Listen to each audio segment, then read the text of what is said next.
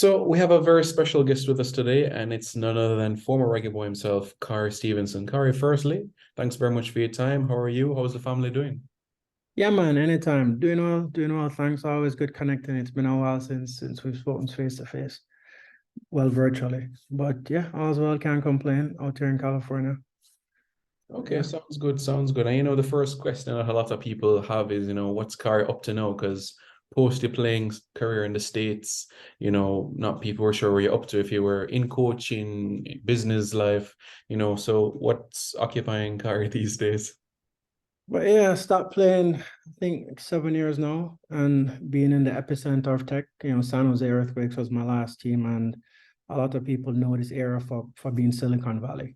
So Silicon Valley is a stretch between San Jose and San Francisco, and being down in San Jose with all these tech companies, figured out start a career in tech. So started at Adobe, went to CrowdStrike, which is cybersecurity, and now at Cisco Systems. So, but yeah, in the IT world. In the IT world, is that something that you studied in college before entering the MLS Super Draft?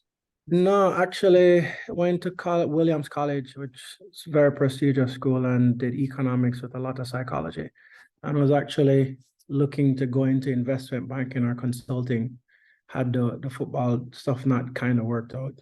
So, but yeah. Okay, and let's start from the early beginning, growing up on the island. Would you say, football was the first love? You had other sporting disciplines that you played growing up as well, or you had other interests as well outside of sports growing up? Well, football was first love. I remember quite vividly when I was about 3 or 4. My brother came home and he was playing with a ball in the garage, and I was trying to get the ball from him and couldn't. So so after that, I'm like, I think I want to play the sport. And my dad played, my granddad played. Both of them kind of played for Jamaica, 1 or 2 games, but they still played. And I kind of always had a love for the game. So ever since 4 years old, I guess I was playing and I enjoyed it.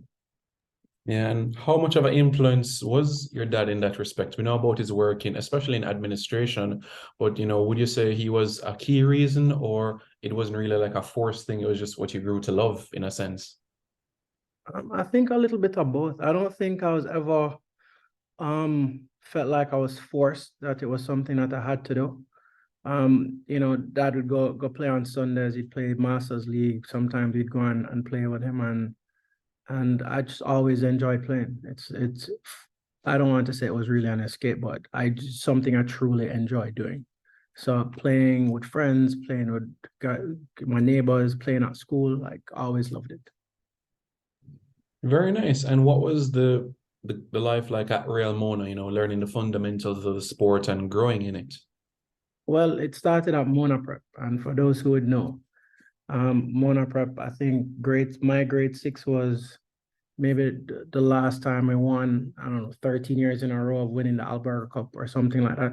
Won the Henriquez Cup a couple times. Like I didn't learn to lose at Mona Prep. I lost like 2 times in 3 years. So coach was Junior Bryan, and I don't know, I think he was great at developing 9, 10, 11 year olds. And we had a good team, a good understanding of the game. And yeah, I enjoyed it. I mean, obviously ups and downs as a child, but it was fun. It was fun. And transitioning, of course, playing from, in prep school, going into high school. Tell me about the experiences that you had, playing high school football in Jamaica, schoolboy football. And I'm sure you'd probably see clips here and there about schoolboy football today. Your thoughts about that as well? Yeah, so ended up going to Wolmer's. Won Pepsi my first farm, which was great. And I think we won first and second farm. So good group of guys, and some of the guys I played with uh, in prep school, some against Lexi Figueroa and Justin Anderson, and some of the guys from Lannemans and Wilmers, the Raman Bells. And um, but yeah, good experience. And I don't get to watch as much as I used to, but every now and again I'll see a clip pop up here and there. And obviously with social media, there are just some things that you can't miss. And I see there are a couple names, some guys getting chances to go play in England and in Europe, which I think is would be a great opportunity for them. Yeah. You know, Khari, there's always a conversation about the better route. Is it college and then eventually MLS or USL or Europe? You know, so is it that, you know, you can't compare everyone the same way because everybody different paths in life? Like you started, went to college in the States, eventually got into Major League Soccer. Some end up going overseas to Europe. You know, your thoughts about that process for players. So I think it's a different strokes for different folks, and you could be the most talented kid in the world. You just might not get the right break or the right opportunity. For some, they don't go the school route and it works out. Some go the school route and it works out. So there's no real science to it. However, some may argue the earlier you get into a professional atmosphere is the faster you get weeded out. Are you good enough or are you not good enough? And there's some guys, I think I saw an interview that Arsene Wenger did the other day where it was saying a lot of these kids are professionals at 16 years old. A lot of the kids who are professionals between 16 and 19, they're done at 21. Right. So there's an argument for not starting your career as early because you may actually go longer. I mean, I started at 21, 22, and I played until I was 35. And and I don't know how many of those 16-year-old kids, ended up playing 10, 12 years. Yeah, it's true. Good point. As you said, different strokes for different folks there. Tell me about the first time that you got some international recognition in terms of a call up to the national team before the under 20 World Cup. That is the first time that you're involved in a national camp and that environment. So actually, there was a Jamaica under 12 team way back when. And that team was like an all prep, all primary, and you go to Miami Classics. So back then, like we beat every team 3-4-5-0. Brazil would get a five, every team would get a 3-4-5 love. And we used to win easily. And I think that, because of our prep school programs and our development at 10, 11 years old, we're better than most players in the world. I just think there's something missing in our development between 11 to 15, where a lot of these countries in the world end up catching up. But then after under 12, there was under 17, and a lot of that came from, playing club football with Real Mona. We've always had good teams. If we didn't win under 12 or under 14, we'd be in the finals. Minor league didn't do as well, but there was always a good group of guys. But no, it was always, I met some lifelong friends from 12, 13 years old, Shabar Thomas, Damian Stewart. A lot of those guys were playing from where 11, 12 years old. So, definitely first time you put on the national colors, as a teenager at 15, 16, it's one of those experiences that you won't ever forget. Yeah, and before we get into that under 20 World Cup, you know, a few years before was 98, and I think you were a teenager at the time. Do you remember the experience and what the mood was like on the island in your household, going to a World Cup, seeing Jamaica on your television screens at a World Cup? Yeah, man, it's because at the time I was in the under 17 team. So under 17, we started qualification, I don't know, 95 maybe. So Simways was around. We used to train at GC Foster where the senior team was at the house up Shotwood Road. So we had some exposure to some of those guys. Bibi went to Woolmer's with me, so I kind of knew him from way back when. But no, there you could definitely see that there was a change in the atmosphere around the game. Like I would never miss a game at the stadium, and everybody who was around then would tell you, Reggae Boys playing at the stadium is something you just can't miss. The atmosphere was always incredible, and that last qualification game against Mexico, where Pepe Goodison scored, stadium went crazy, and people are saying, "Yeah, man, public holiday." So I think the next day, the Prime Minister at the time kind of gave us like a pseudo public holiday the next day. So no, but it was great. It was a great experience, and ever since growing up, I always wanted to play in a World Cup. So seeing that there was a possibility for Jamaica to get there, good feeling. Yeah, and you had your fair share of excitement as well when we qualified for the under 21 as well. You know, in Canada, we had to get a point against Canada the last game. We got the draw. You can talk to me through those qualifying cycles, the Mexico, the Honduras game, and being named in the World Cup roster to Argentina.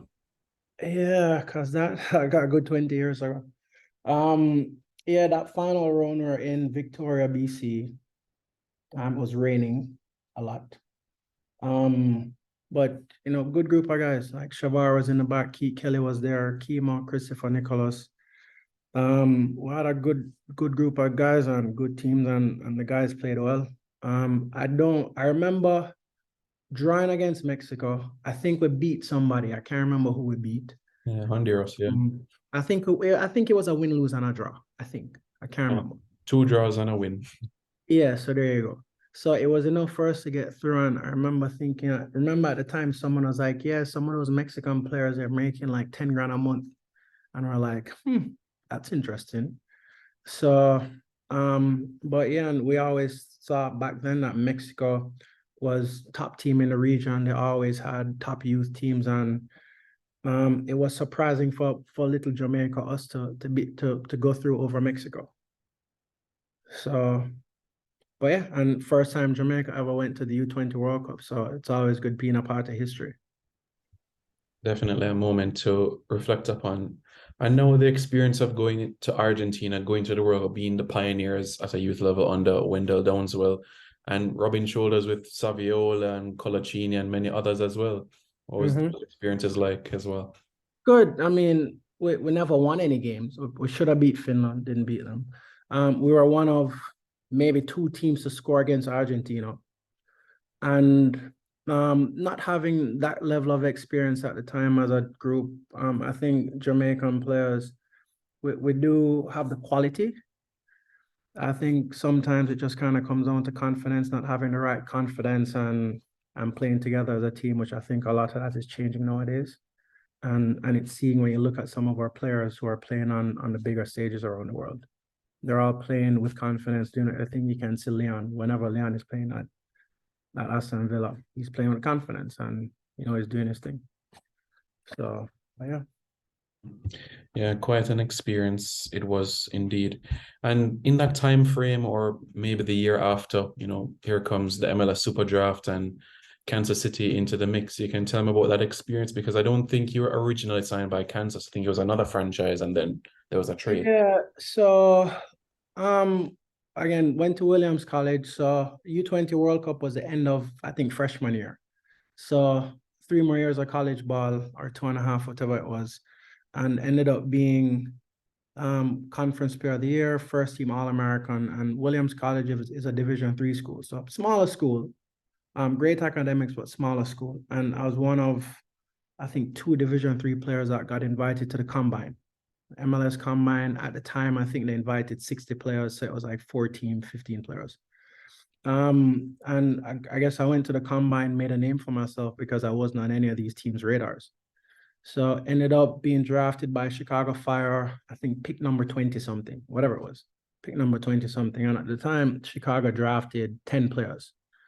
Um, so I went on a preseason tour with them. Damani Ralph was there, Andy Williams was there. So went on a preseason tour with them and did pretty well. But having drafted 10 players, I didn't have as many spots. And the coach was saying he might have a developmental spot for me and whatever, but told him, look, with what these salaries are, I need to finish school.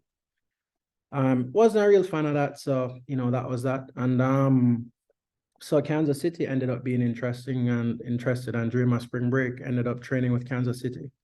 So Shavar had just been traded to Kansas City from Dallas. Wally Harris was there at the time. Went, made a good showing, and they offered me a developmental contract. And I told them, well, I need to go back to finish school. It was no problem for them. And it actually felt like I'd get a chance, even though I was on a developmental contract, I was not from a big D1 school. They actually looked like they wanted to give me a chance. So, but yeah, and then ended up, even though on that developmental contract, ended up getting called in for the national team. And then after that, which was right before the playoffs, the coach starting me. Like I'd get in a couple games here and there, but then he started me. Ended up going to the MLS finals, and I'm the first player in MLS, first developmental player in MLS history to start in the MLS Cup. But yeah, Yeah. history. History, I tell you, yeah, 2004, 2005 was quite a time frame for you. Scoring on your debut for Jamaica, scoring Hmm. on your first three starts for Jamaica, that was quite an interesting period of time. You remember that Caribbean Cup run, yourself, Roland Dean, Shelton, Sean Sawyers and company. It just felt like something was building, especially towards that Gold Cup, the unbeaten run. And every time you scored, it came from outside the box. We know the powerful shot that you had. It just felt like it was a journey starting again, you know? Yeah, that Digital Cup, again, you mentioned Roland Deans and the Sean Sawyers. Good group of players, and we showed that we were the best team in the Caribbean. We beat everyone easily. Multiple goals every game. And for me, it was always good scoring. I don't score that often, but the ones that I end up scoring ends up being on a highlight reel somewhere. But yeah, great experience, good group of guys and some lifelong friends. Yeah, and the following year, 2005, we ended up winning the cup, the Caribbean Cup, for the first time in 7 years. Would you say that journey opened the door for you to go to Europe, or it was other opportunities that led you to make the transition to Europe? It was one off because after that Caribbean Cup, it qualified us for the Gold Cup. So, and we had a good showing. I think we ended up going to the quarterfinals, getting knocked out by the US in Boston, I believe. We had a horrible travel schedule, wasn't well rested, but it is what it is. But it was some highlights from those Gold Cup games that actually got me an opportunity in Europe. So my agent had a tape, shopped it around to some teams, Sweden, Norway, mostly in Scandinavia, and ended up going on trial and got signed. Yeah, quite a journey, and of course, you've still had more appearances in the national team, and eventually playing not just Caribbean Cup games, but also high profile, friendly internationals, and one in particular against England. You remember playing at Old Mhm. Trafford? Yeah, man. Playing in Old Trafford, one of the most recognizable, storied, historical venues in football. So one, it was great feeling playing in that stadium, playing against England, which was a top five, top 10 team in the world at the time. And to be fair, we had a good showing. The scoreline wasn't a true representation of the game. We should have definitely had a couple goals. Like maybe we should have lost like 4-2 or something like that, or maybe like a 3-1 or 3-2. But the scoreline wasn't a true representation of the game, and we gave a good showing. England just kind of showed, well, if you make a mistake, we'll score. Mm. If you look at the stats, we probably had more shots than they did in the first half. So possession was kind of even, but yeah, they scored the chances and we didn't. Mm. Yeah, I understand what you mean. There's certainly great atmosphere and everything of that nature. You spoke about some time in Scandinavia as well, and you got the privilege to actually play with some Jamaicans as well. Demar Phillips won Yeah, the Norwegian Cup with him as well. Do you remember yeah. the time where it was yourself, Rudolph Austin, Jason Morrison around Norway, what it was like in Scandinavia? Yeah, so so what was it? It was, I think, me, um, Fabian Dawkins and Tearford Bennett, who are the first Jamaicans to kind of go over to Sweden. Well, there were some before, some who played in second or third division in Sweden, but Tearford and I, we were the first two to sign in the Swedish Allsvenskan, which is a Premier League in Sweden. And then because of how well we did, then they opened the gates and started bringing in more Jamaicans. So Luton ended up coming, did great. Helsingborg signed him, playing with Henry Larsson, and then he ended up going over to England. A couple of years later, ended up going to Norway, and then first Jamaican to sign in Norway. Luton was the first to play, and then they brought over Austin, came over, did really well. Demar Phillips came in. Uh, he was in England at the time. Came over, he was doing well. And yeah, right as I was leaving, they brought in Jason Morrison, and Jason was doing a great job. And then he had some injury issues, and that was that. But yeah. Yeah, interesting. Did you ever had any feedback or, your agent speak to you about potential opportunities in England or anywhere in the UK at all? So there were when I was playing at AIK in Sweden. AIK has the largest fan base in Sweden. They play in the national arena. Some teams came, like Fulham came and scouted a couple times, ended up coming, I don't know, 3, 4, or 5 times. And then that final game where it's the make or break, I had a decent game. Not good enough, but not a bad game, but a decent game. So there were teams who came and scouted. But then, with a work at the time, I would have gotten a work permit, no problem. But then a year or two later, you know, they stopped calling me for the national team for whatever reason. And it wouldn't have been, I wouldn't have qualified for a work permit. So, so yeah, had things that worked out at that point in time, we probably would have been having a different conversation. But no, I understand what you mean, different decisions in life. And then, of course, the opportunity came to go back to the States. Is that something that you always thought about in the back of your brain, to come back to the States to play, or just the chips fell where they were and another opportunity presented itself? It was more another opportunity created. Before the season started that year, I told my agent it was time to move. Like, I'll do my stuff on the field, you do your thing as an agent, trying to garner interest. And I ended up getting injured in the Norwegian Super Cup game. So the winner of the cup against the winner of the league. And I ended up being injured for 2, 3 months.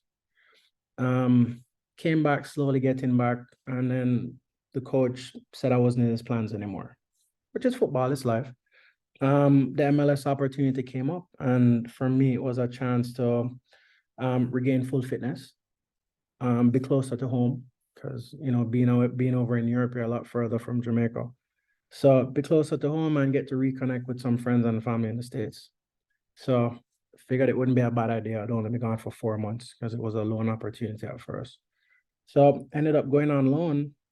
The Earthquakes at the time weren't doing well. They were close to the bottom of the table.